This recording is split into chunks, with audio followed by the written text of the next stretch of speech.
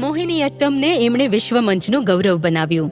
શ્રીમતી કલામંડલમ વિમલા મેનન, પદ્મશ્રી 2026. જ્યાં ભગવાન વિષ્ણુ વિરાજમાન છે, એ જ ક્ષીરસાગરની જેમ કલા અનંત છે.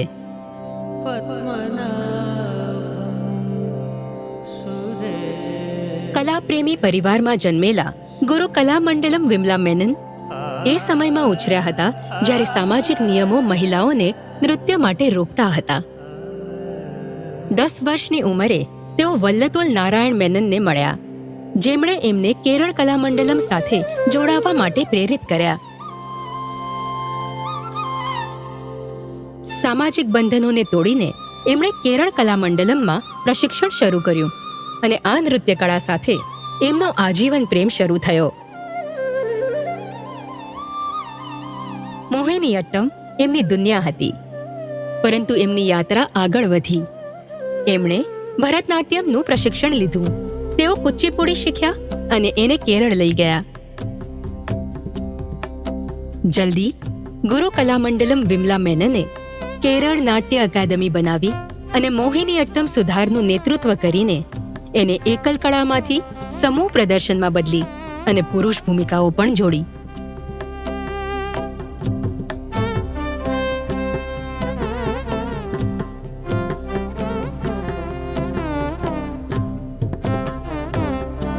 પરિવારની તાકાત સાથે આ વારસો એમની દીકરી અને દોહિત્રીના માધ્યમથી આગળ વધી રહ્યો છે.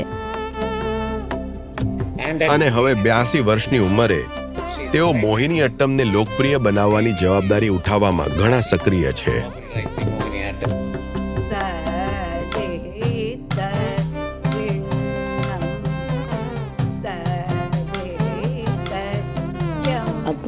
જ્યારે મેં ભગવાન પદ્મનાભ પર નૃત્યની કોરિયોગ્રાફી શરૂ કરી, ત્યારે એનાથી મને અત્યંત આનંદ અને અપાર સંતોષ પ્રાપ્ત થયા અને સાથે મને એક મોટી ઓળખાણ મળી. અને આ જ્યોતને 10,000થી વધારે શિષ્યોએ આગળ વધારી.